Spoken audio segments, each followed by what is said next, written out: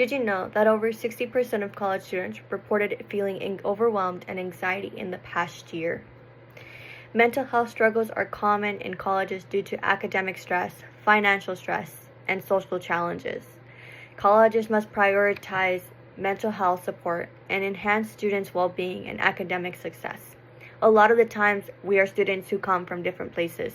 Some people who come from Houston, from Dallas, down from Lubbock, some people who live in Odessa, and some people who live in Crane.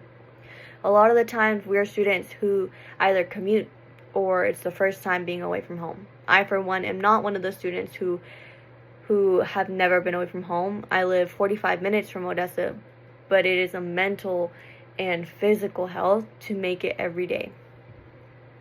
According to Journals in American College in 2021, 1 in 5 students experience clinical depression and anxiety.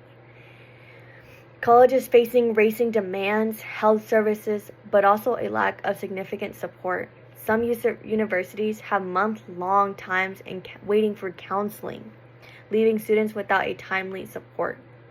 Connecting to someone and having resources like the Student Center, all of that is great and it benefits so many people, but how many of us are really using it? How many of us are really going there for the right reasons? Access to mental health support leads to better academic performances. A retention rate.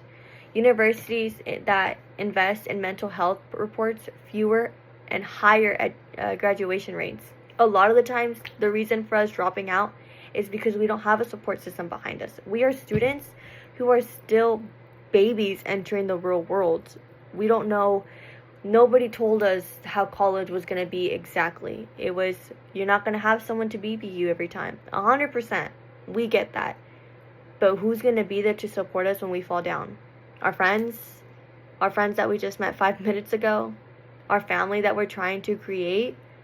Are those the people that we're comfortable to talking to about it? Is that something we're okay with talking about? Now in society, things like that is hard to talk about. It's hard to talk about how you feel and express how you feel. And all that can be shown to be put down upon. Many students avoid speaking due to stigmas. Regarding awareness and campaigns to peer support, groups can normalize health conversations. Ohio State University created a Mind Strong. I can't say that word, and I'm not even going to try anymore. Basically, Mind Strong was created to, it's a way of counseling, but from peer to peer. Even though we have peer leaders, these would be different. There would be advocacies who've gone through what we have gone through, who face the same challenges. And these studies have shown up to 30% of counseling preventions that have helped people who've struggled with their mental health, who have done things to themselves that can hopefully be prevented later on. Colleges must invest in mental health resources, promotions, and support students' success, encouraging students to offer more accessible programs, healthier, and more productive student communities. We have an amazing community at UTPB. We have people who are consistently fighting for us and allowing us to do these things. But a lot of times our financial systems failed us. I, for one, do not receive any type of financial support because of the money that my parents make. That's not fair. That adds more stress to me because their money does not make it my money. How much money the government says it's okay for your family to make is not the same thing. A lot of the times, just because you don't have the money to pay for school can cause stress.